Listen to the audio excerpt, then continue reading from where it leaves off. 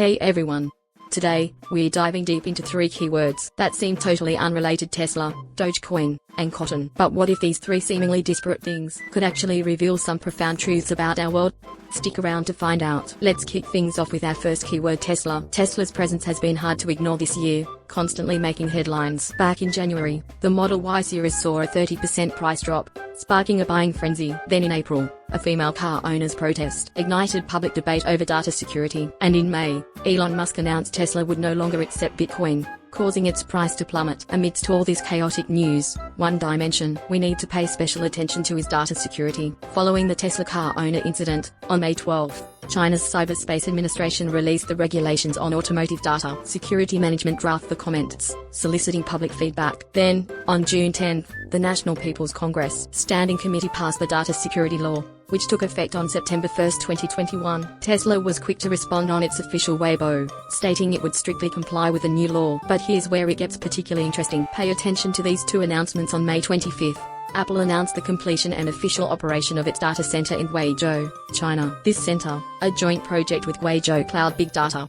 will ensure that Chinese user data remains within China, and most previous Chinese user data from outside the country will be migrated back. And by a striking coincidence, on the very same day, May 25, Tesla also announced on its official Weibo Tesla has established a data center in China to achieve data storage localization, and will gradually add more local data centers. All data generated by vehicles sold in the Chinese mainland market will be stored within the country. Apple is one of the most successful foreign companies operating in China, and it could potentially be Tesla's biggest competitor in the smart car race. Isn't it intriguing that Tesla chose to make its data center announcement on the exact same day as Apple? For both Apple and Tesla, succeeding in the Chinese market means complying with China's data security law isn't an option, but a mandatory answer. Now, for our second keyword: Dogecoin. The first half of this year saw the Federal Reserve's massive liquidity injection flood into the crypto market, kicking off a huge bull run for virtual currencies. In this surge, beyond traditional Bitcoin, new dark horses emerged, most notably Dogecoin, championed by Elon Musk. But in May, the crypto world suddenly faced a crypto disaster, with both Bitcoin and Dogecoin experiencing sharp declines. The volatile swings in the crypto market might seem random, but amidst the chaos, I want to draw your attention to a few key trends. Firstly, virtual currency is no longer just a playground for speculators. Interestingly, friends familiar with the crypto world tell me there's already a pecking order or a contempt chain, with value investing and speculation forming two distinct camps. It's almost like the two major schools of thought in stock investing, represented by figures like Warren Buffett and George Soros, one focusing on fundamentals, the other on market sentiment. Now, a similar dynamic is playing out in crypto. Some argue that Bitcoin is the only true value coin with investment potential,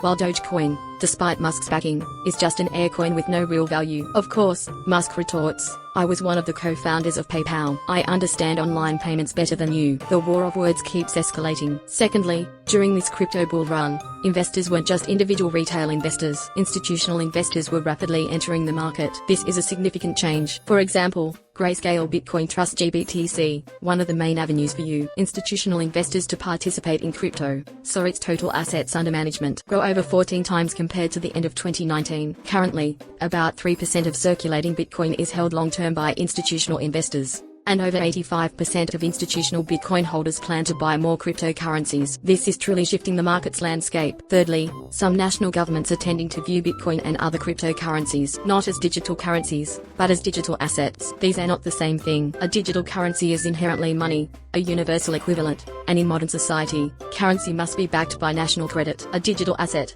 however, can be anything in the digital world, like a Taobao shop, a gaming account, or even an item of clothing on a game character. Classifying Bitcoin as a digital asset both acknowledges its legitimacy, allowing governments to tax it, and simultaneously lowers its importance, signaling that Bitcoin cannot replace fiat currency. And the development of official digital currencies is certainly happening. China's central bank is currently accelerating its work on the digital RMB, with high hopes that it can pioneer a new technological path, potentially bypassing the dollar system, and thus bear the heavy responsibility of RMB internationalization. Finally, we must consider Bitcoin mining's massive electricity consumption. One analysis suggested that if Bitcoin were an economy, its mining power consumption would rank 27th globally. Another statistic indicates that 75% of Bitcoin mining occurs in China, and when all cryptocurrencies are included, China accounts for over half of the global mining supply. Clearly, the immense energy consumption of Bitcoin mining severely conflicts with China's long-term goal of carbon neutrality. For instance, Inner Mongolia, which relies heavily on coal power and thus has low electricity costs,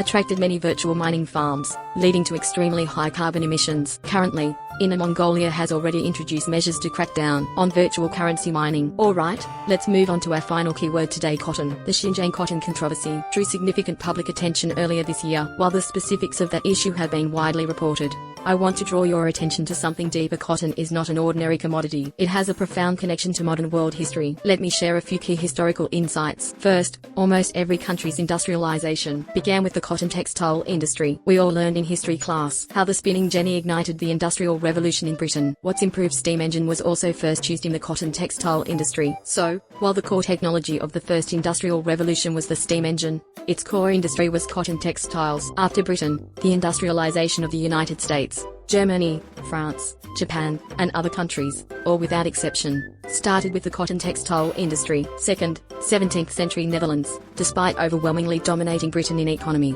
technology, and military, failed to spark the Industrial Revolution, and was later surpassed by Britain. Professor Wen Yu from Tsinghua University argues that the fundamental reason was the Netherlands' choice of its pillar industry, fishing. This industry, in terms of scale, division of labor, and innovation capability, simply couldn't compare to cotton textiles, causing the Netherlands to miss the opportunity to lead the Industrial Revolution. Third, China's modern industrialization efforts also began with the cotton textile industry. In the 1930s, Shanghai, China's most developed industrial city, had cotton textiles as its pillar industry. Cotton was even the city flower.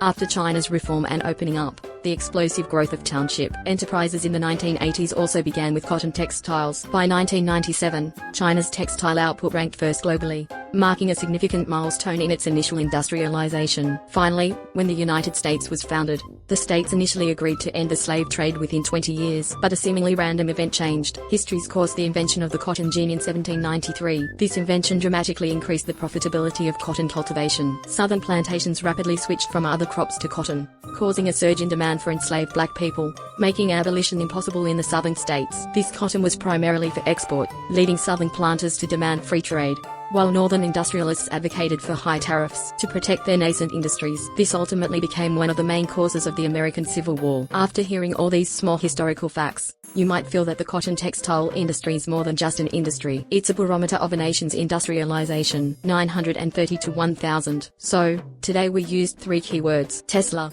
Dogecoin, and cotton to explore various facets of our world, from data sovereignty and shifts in the cryptocurrency market to the historical trajectory of industrialization. It's clear that all phenomena in our world are intricately linked, carrying deeper meanings than what initially meets the eye. I hope today's discussion has offered you some fresh insights into understanding our complex world. If you found this video interesting, please don't forget to like and subscribe, and share your thoughts in the comments below. We'll be back with more fascinating topics next time. Thanks for watching.